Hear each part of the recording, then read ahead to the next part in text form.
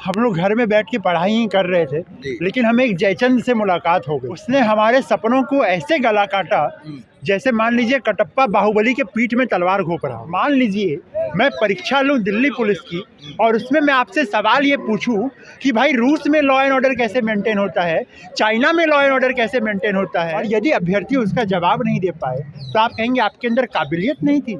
माफ कीजिएगा जब मैं कह रहा हूँ कि इसके पीछे एक सोची समझी साजिश लग रही है। ऐसा तो नहीं था कि 10 साल में अचानक से हिंदी माध्यम के विद्यार्थी बेवकूफ हो गए। कि हमारे गांव में कहते हैं कि लागल लागल झुलनिया में धक्का तो बलम कलकत्ता पहुंच। भूखे पेट तो बहुत है मगर रोटी से दूरी है, गले कटवा के भी ना रोना ये कैसी मजबूरी। हमारी जो व्यथा है, जो टूटे हुए सपने हैं, उसकी सिसकी सुनने को आज कोई तैयार नहीं है। देखिए बहुत जायज़ सवाल पूछा आपने। हाँ। और हम लोग घर में बैठ के पढ़ाई ही कर रहे थे, लेकिन हमें एक जयचंद से मुलाकात हो गई। अच्छा। और वो जयचंद यूपीएससी था। अच्छा। उसने हमारे सपनों को ऐसे गला काटा जैसे मान लीजिए कटप्पा बाहुबली के पीठ में तलवार घोंप रहा हो। 2023 का जो प्रीलिम्स की परीक्षा थी उसमें सीसेट का सिलेबस एक डिफाइंड है, उसे एक वैधानिक मान्यता प्राप्त है, लेकिन उसका खुलेआम उल्लंघन किया गया। मान लीजिए मैं परीक्षा लूं दिल्ली पुलिस की और उसमें मैं आपसे सवाल ये पूछूं कि भाई रूस में लॉ एंड ऑर्डर कैसे मेंटेन होता है, चाइना में लॉ एंड ऑर्डर कैसे मेंटेन होता है, अफ्रीका में लॉ ऑर्डर कैसे मेंटेन होता है, और यदि अभ्यर्थी उसका जवाब नहीं दे पाए तो आप कहेंगे आपके अंदर काबिलियत नहीं थी। आप मुझे हिस्ट्री की परीक्षा में बैठा के थर्मोडायनामिक्स और न्यूक्लियर फिजिक्स के सवाल पूछेंगे। यूपीएससी ऐसा काम करती है जी, इसलिए मैंने कहा गलती से हुआ है या जानबूझ के किया गया?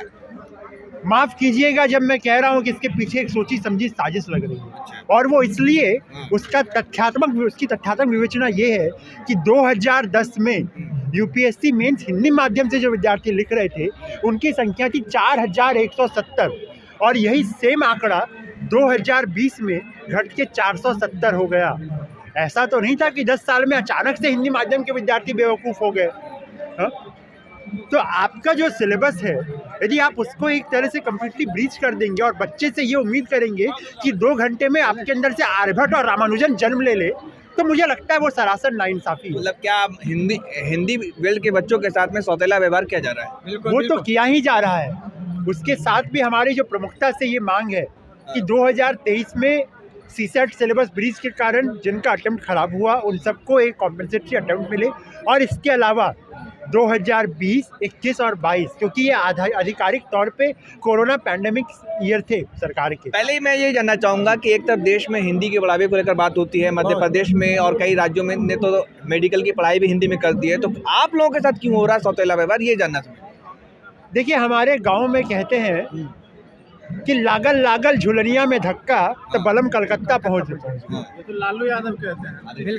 लालू यादव कहते हैं, मुझे लगता है कि वो शायद एक जमीन से जुड़ी हुई कहावत है जो एक राजनेता के मुंह से प्रचलित हुई है, लेकिन उसमें गहराई से जाके आप देखें तो उसमें सवाल ये होता है कि आप ऊपर से तो हिंदी को बहुत बढ़ावा देने की ऐसा एक तरह से पाखंड करते हैं, ये गलत नहीं होगा इसलिए शब्द इस्तेमाल करूँ, लेकिन अंदर से जब इस देश की बागडोर संभालने की बात आती है उसमें हिंदी माध्यम के अभ्यर्थियों की संख्या कितनी है ये आंकड़ा सबके सामने है। कहा तो जाता है कि भाई सब बिहार यूपी के बच्चे ही पूरा सीट खा लेते हैं यूपीएससी में। बिहार यूपी से नहीं है ना। बिहार यूपीएससी के बच्चे अगर सीट खा लेते हैं, बिहार यूपी के बच्चे यदि यूपीएससी में सीट खा लेते, जो आपका सवाल है, आप ये देखिए उसमें से कितने बच्चे हिंदी माध्यम से थे, उसमें से कितने बच्चे सरकारी कॉलेज से थे।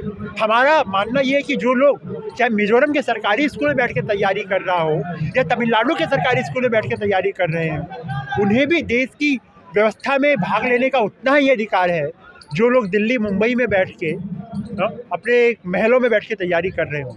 तो एक सबको साथ लेके समावेशी तौर पे लेके चले तो ज़्यादा बेहतर है।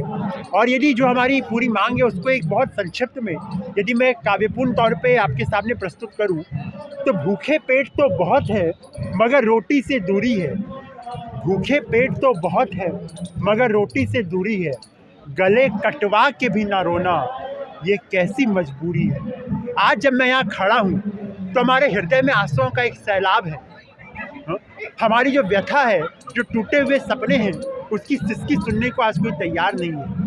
तो इसलिए भूखे पेट तो बहुत है मगर रोटी से दूरी है, गले कटवा के भी ना रोना ये कैसी मजबूरी है।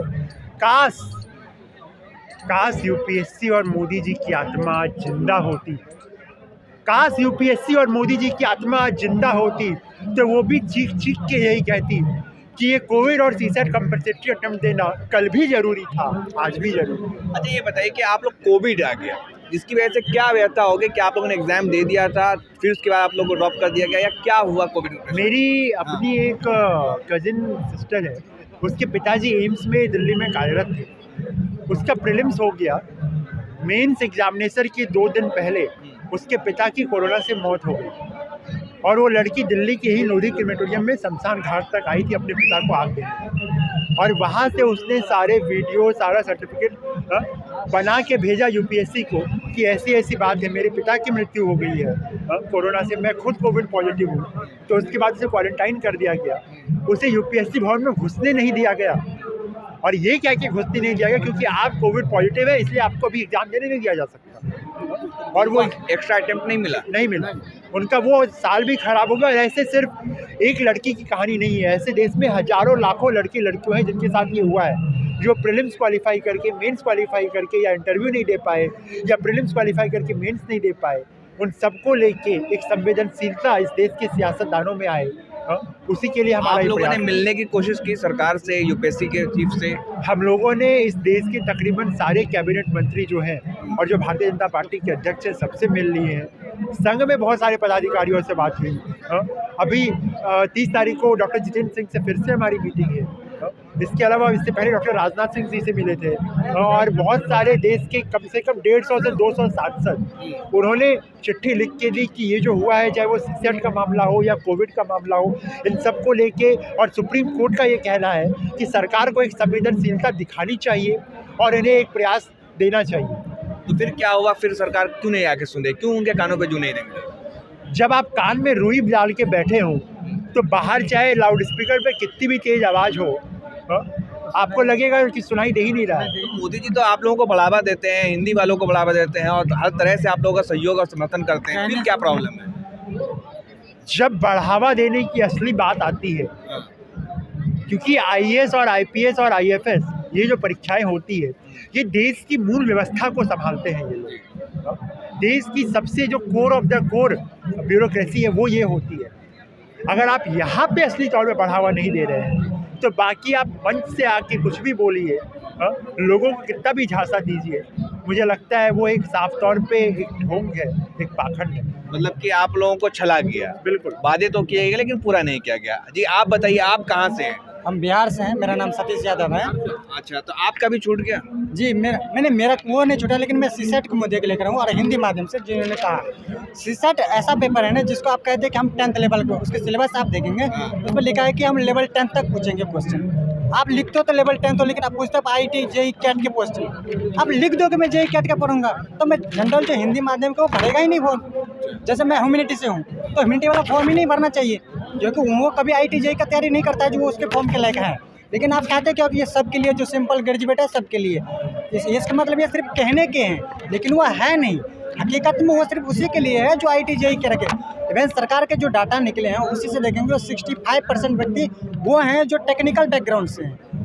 आप 35 जो आप कहेंगे ये हिंदी माध्यम के 100 नहीं, इसमें हिंदी इंग्लिश सारे हैं, जो जनरल इंग्लिश माध्यम के भी हैं ना वो भी इसे। जब सीसेट आया था तो खूब विरोध किया था मुलायम सिंह यादव ने, लालू प्रसाद यादव ने, उस समय तमाम नेताओं ने कहा था कि भाई बिहार के और यूपी के जो हिंदी मीडियम के बच्चे हैं उनको नुकसान झेलना पड़ा। क्या ये हो रहा है? ऐसा नुकसान हो नहीं रहा, बहुत हो रहा है। आप ये देखें, लास्ट ईयर आप देखेंगे तो 1000 सीट मान के चलते, मिनिमम 1000 सीट है, लेकिन हिंदी माध्यम से कितने सेलेक्ट होते हैं? IAS, अगर IAS प्रॉपर देखेंगे तो 180 सीट 2012 से फाइनल है, और उसमें कितने IAS बन रहे हैं? 2 IAS। अगर आप कंपेरेटिवली देखेंगे हिंदी माध्यम का रिप्रेजेंटेटिव, अगर कहते हैं कि रिप्रेजेंटेटिव हिसाब से सबकी हिस्सेदारी होनी चाहिए, अगर देखेंगे तो 180 में उसके आधे होने चाहिए, कम से कम आधे तो होने चाहिए ना। आप लोग चाहते हैं कि सीसेट को खत्म किया जाए? नहीं, सीसेट खत्म नहीं किया जाए, पर उसको जो आप बोलते हैं लेवल 10 तक, तो 10 तक पूछो। अच्छा, कोई दिक्कत नहीं, सिलेबस ना हो। जी ये मैं कहना चाह रहा हूँ।